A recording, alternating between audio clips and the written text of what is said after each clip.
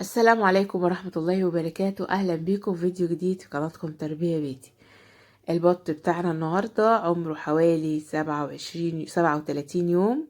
عدى الشهر. أنا كنت جايباهم أصلا عمر 17 يوم.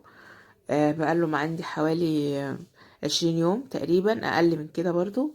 يعني هو لسه ما كملش 40 يوم. هو في حدود ايه الشهر و10 أيام كده. يعني ما جابش ال10 أيام كاملين. فما شاء الله زي ما انتم شايفين كده، البط حلو جدا. بس مادام البط بقى خلص عندك شهر، عمر شهر، فالبط دخل في اخطر مرحلة في حياته. اي كان نوع البط اللي عندك، سواء بط بلدي، بط مولر، بط مسكوفي، اي نوع بط كله زي بعض. البط اللي قدامنا ده بط مسكوفي. آه ما شاء الله نوع كويس. لازم لازم لازم في شوية حاجات كده نعملهم عشان البط. أول ما بيعدي عمر شهر ونص ويخش على عمر شهرين، بتبدأ عنده مشاكل كتيرة. وهو دلوقتي زي ما انتم شايفين كده بدأ الريش يسنن، يعني يطلع الريش الكبير ويسقط الوبر اللي كان عليه الصغير الأصفر ده، وبيطلع بقى دلوقتي بيطلع ريش اهو. شايفين؟ دي أخطر مرحلة عمرية في عمر البط. لو انت ما خدتيش بالك من شوية الحاجات اللي احنا بنعملها في الفترة دي، ودي اخطر فترة للبط. البط بتاعك ممكن يضعف منك. علشان البط ما يضعفش، عشان البط ما يعضش في بعضه، عشان البط ما يبقاش ريشه ناحل وشكله وحش، البط يبقى معضم معاكي. هتحطي معلقة انت مش متخيلة قد ايه هي فوائدها عالية جدا، وسهلة جدا، ورخيصة جدا جدا جدا. طبعا البط انا باكله، يعني اكلته العلف في اول شوية. بعد كده خلاص بدأنا نسحب العلف، بنحط نسبة بسيطة خالص من العلف. اللي قدامه دي خلطة موفرة جدا جدا. بعمل له كمان خلطات تسمين. عايزة عايزة رابط خلطات التسمين بتاعة البط اللي هي بدون علف او بدايل العلف للبط من عمر يوم كمان. اكتبي لي في التعليقات وانا احط لك الرابط. انا عاملة قوائم، في قوائم التشغيل، قائمة تشغيل مخصوصة للبط. والبط ده بالذات الدورة بتاعته من اول يوم كان بدايل علف. زي ما انتم شايفين كده هو مش بياكل علف. الاكل اللي فيه ده فيه نسبة علف بس مش كتير. تمام. بس ما شاء الله جايبه معايا اوزان كويسه. آه لو انتي عايزه البط، يعني لو انتي عايزه بتعملي البط مشروع مش اكل بيتك، ما تحطيش رده. حطي بدل الرده مع العلف، مع الاضافات اللي على العلف، عيش ناشف ماشي، وحطي ذره اللي هي شيشه، دي شيشه اللي هي الذره الصفراء المجروشه ناعم، وحطي كسر فول، وحطي سرس. ماشي، 4 حاجات اهو. لكن لو انت بتربي لبيتك زي كده، الاوزان مش هتفرق معاكي كتير. آم، ما بحبش الحاجات الدهن اللي فيها دهون. يعني انا ما فيش حد عندي بيحب الاكل اللي فيه دهون قوي. بحط رده. الرده مش بتخلي البط ينشف ولا حاجه، بس هي بتحول كل الدهون للحم. ما شاء الله بتلاقي البطه متكوكه قوي من جوه، مستويه، لحمها متظبط وجميل جدا.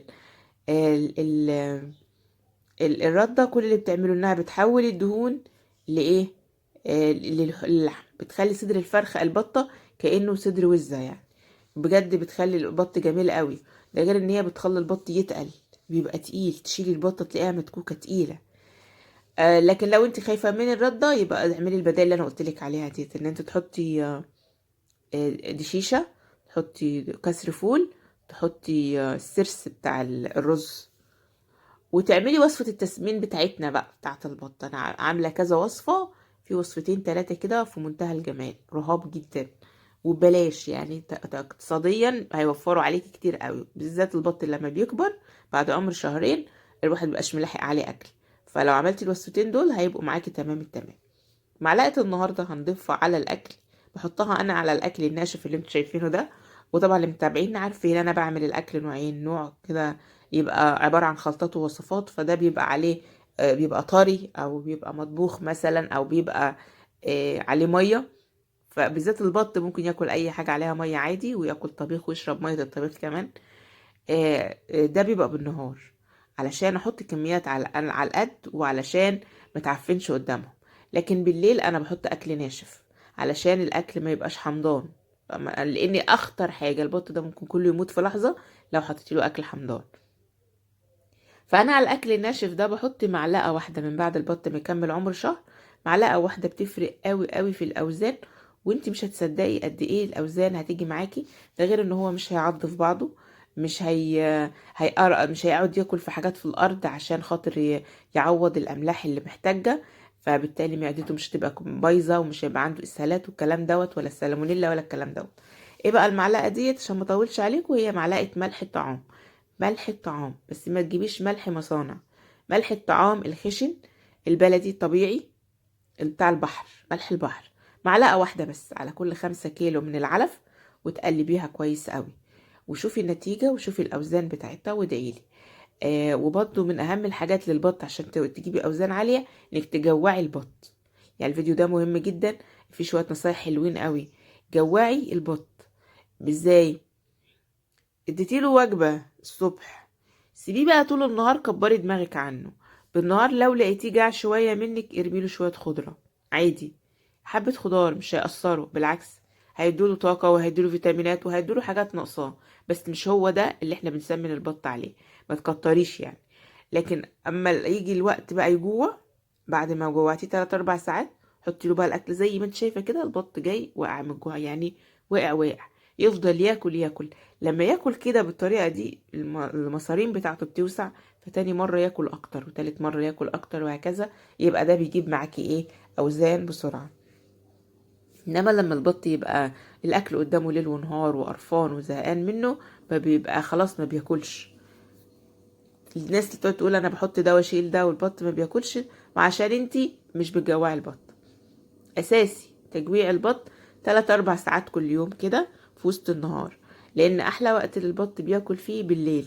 والبط لما ينام متعشي، يعني ينام بالليل قبل ما ينام، تكوني ملياله الحصالة زي ما انت شايفة كده، واكل قوي قوي ونهجان كده، ده ان شاء الله هيبقى سمين معاك. ولما يصحى الصبح، تديله حفان واحد بس من العلف، حفان في ايدك كده، يعني حوالي كوباية من العلف الصبح على شوية مية. والمية دي كل يومين كده تحطي عليها قرص فلاجيل. يعني شوفي بقى دورة البط معاكي هتبقى عاملة ازاي. بجد الفيديو مليان معلومات من كل الاشكال والالوان، كلها حاجات مفيدة علشان خاطر تعرفي تربي بط صح.